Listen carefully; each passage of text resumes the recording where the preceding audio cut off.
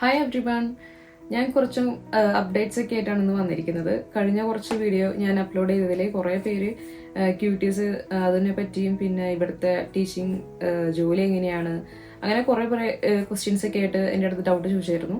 എന്നോട് പലരും ചോദിച്ച ചോദ്യങ്ങളും അതിനുള്ള എൻ്റെ മറുപടി ആയിട്ടാണ് ഞാൻ ഈ വീഡിയോയിൽ ചെയ്യുന്നത്. പിന്നെ നിങ്ങൾ ഏതൊരു വീഡിയോ കാണുമ്പോഴും, എൻ്റെ വീഡിയോ ആണെങ്കിലും മറ്റൊരു ചാനലിലെ വീഡിയോ കാണുമ്പോഴും നിങ്ങളൊരു കാര്യം മനസ്സിലാക്കണം. ഞാനിപ്പോൾ നിങ്ങളുടെ അടുത്ത് പറയുന്നത് എൻ്റെ പെർസ്പെക്റ്റീവിൽ നിന്നാണ് പറയുന്നത്. അതായത് എൻ്റെ എക്സ്പീരിയൻസ് എങ്ങനെയാണോ, എനിക്കറിയാവുന്ന കാര്യങ്ങൾ എങ്ങനെയാണോ അതിലൂടെയാണ് ഞാൻ ആൻസർ ചെയ്യുന്നത്, അതിലൂടെയാണ് കാര്യങ്ങൾ ഞാൻ അവതരിപ്പിക്കുന്നത്. പക്ഷെ നിങ്ങൾ മറ്റുള്ള ചാനൽ കാണാമെങ്കിലും നിങ്ങൾ അത് അങ്ങനെ തന്നെ എടുക്കണം, കാര്യങ്ങൾ എങ്ങനെയാണ് കേൾക്കുന്നതെങ്കിൽ.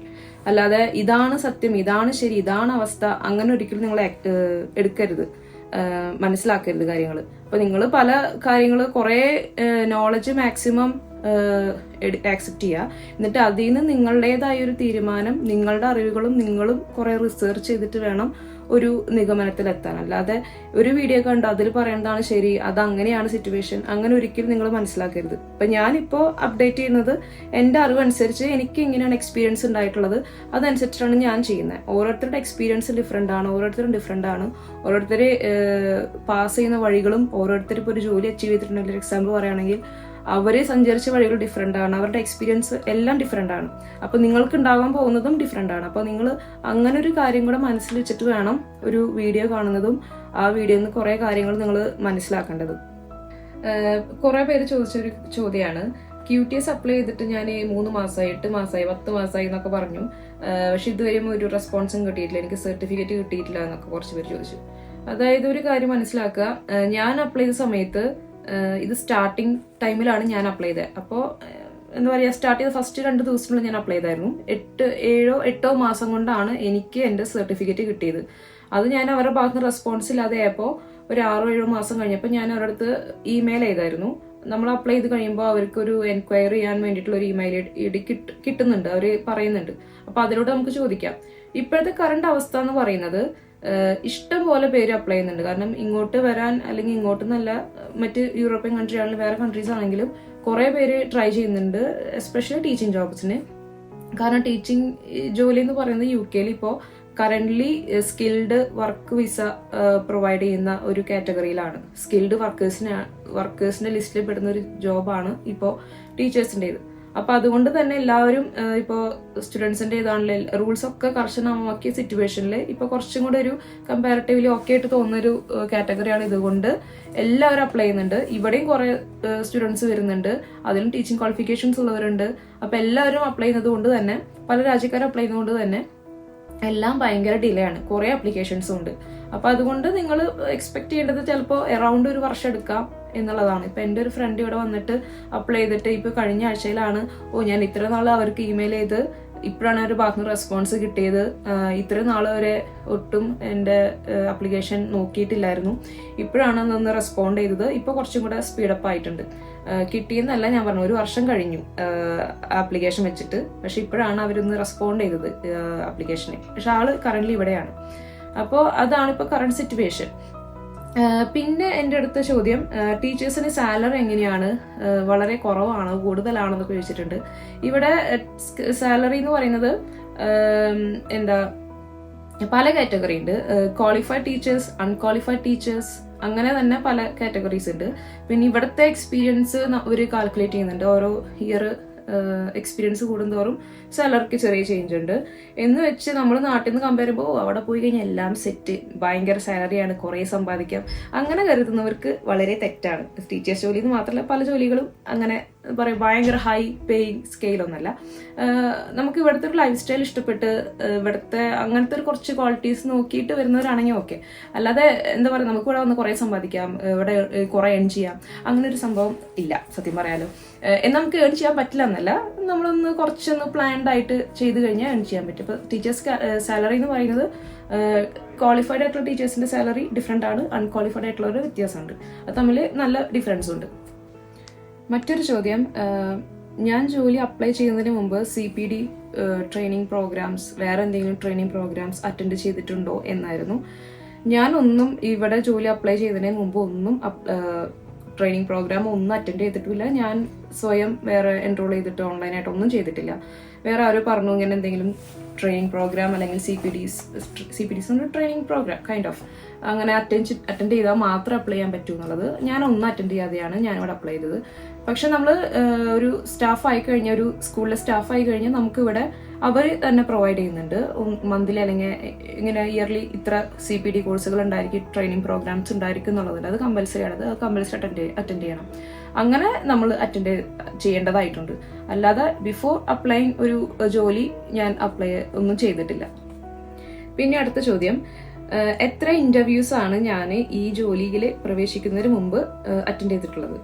ഞാൻ ഈ ജോലിയിൽ കയറുന്നതിന് മുമ്പ് ഞാൻ പറഞ്ഞിരുന്നു, ഞാൻ ഏജൻസികളിലാണ് വർക്ക് ചെയ്തിട്ടുള്ളത്. ഏജൻസി എന്ന് പറയുമ്പോൾ പല ടൈപ്പ് ഏജൻസികളുണ്ട്. അതായത് ടീച്ചേഴ്സിന് നമ്മളിപ്പോൾ ഞാൻ TA teaching assistant, cover supervisor അങ്ങനത്തെ റോളുകളിലാണ് ഞാൻ ഏജൻസികളിൽ നിന്ന് വർക്ക് ചെയ്തിരിക്കുന്നത്. അതെന്ന് പറയുന്നത് ഇവിടെ ടീച്ചേഴ്സ്, നമ്മളിപ്പോൾ ഒരു സ്കൂളിലെ ടീച്ചറില്ല, അല്ലെങ്കിൽ കുറച്ച് നാളത്തെ ഒരു പീരീഡിലെ ടീച്ചേഴ്സ് ലീവാണ്, അങ്ങനത്തെ സിറ്റുവേഷനിൽ ഇവിടെ കുറച്ച് ടീച്ചിങ് ഏജൻസീസ് ഉണ്ട്.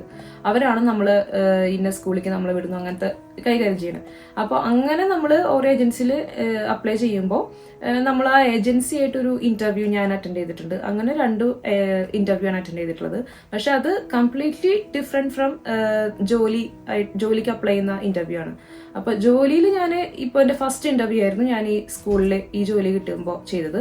അതിന്റെ ഫസ്റ്റ് ഇന്റർവ്യൂ ആയിരുന്നു. ആ ഫസ്റ്റ് ഇന്റർവ്യൂ എക്സ്പീരിയൻസ് ഞാൻ വേറെ വീഡിയോയിൽ ചെയ്തിട്ടുണ്ട്. 3 മെയിൻ ഒരു സ്റ്റെപ്സ് ഉണ്ടായിരുന്നു.